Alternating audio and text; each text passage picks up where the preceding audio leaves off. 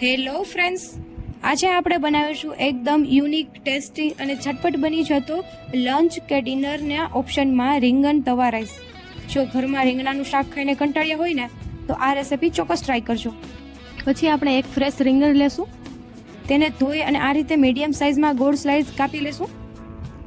હવે પછી આ સ્લાઇસ ઉપર આપણે સ્વાદ અનુસાર થોડુંક હળદર, થોડુંક નિમક, લાલ મિરચું પાવડર છાંટી લેશું અને સાથે જ થોડુંક તેલ ઉમેરી અને મસાલાને રીંગણની બંને બાજુ સરસ રીતે કોટિંગ કરી લેશું, જેથી મસાલો અંદર સુધી બેસી જાય અને સ્વાદ પણ તેનો આવે. તવા પર આપણે રીંગણ મૂકી અને ફ્રાય કરશું. તો હવે એક પેન કે તવા ઉપર થોડુંક તેલ ગરમ કરશું અને મસાલેદાર રીંગણાની સ્લાઇસને તવા ઉપર ગોઠવી દઈશું અને તેને મીડિયમ ગેસ પર બંને બાજુ સરસ રીતે ગોલ્ડન બ્રાઉન થાય સોફ્ટ ત્યાં સુધીને આપણે શેલો ફ્રાય કરશું.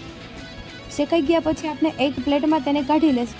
હવે આપણે વઘાર માટે ઝીણી સમારેલી ડુંગળી, મરચાં, આદું બધાને આપણે ઝીણું કટિંગ કરીશું. પછી એક પેનમાં આપણે તેલ ગરમ કરશું. તેલ ગરમ થઈ જાય એટલે આદું અને મરચાંનો આપણે પહેલાં વઘાર કરશું. ઝીણા સમારેલી ડુંગળી ગોલ્ડન બ્રાઉન કલર થાય ત્યાં સુધીને આપણે ડુંગળીને પછી આપણે દહીંની સ્પેશિયલ ગ્રેવી બનાવશું. તો રાઈસને એકદમ ક્રીમી અને ચટપટો ટેસ્ટ આપવા માટે આપણે એક બાઉલમાં અડધો કપ ફ્રેશ દહીં લેશું. તેમાં થોડુંક હળદર, નિમક, લાલ મરચું પાવડર. હવે ગેસની ફ્લેમ સ્લો કરી અને દહીંને સતળાયેલી ડુંગળીમાં ઉમેરી દો. તેને સતત હલાવતા રહી જ્યાં સુધી ગ્રેવીમાંથી તેલ ન છૂટે ત્યાં સુધી. ને ઉપરથી થોડુંક લાલ કાશ્મીરી મરચું. આપણી આ ગ્રેવી અને રીંગણ બંને તૈયાર છે.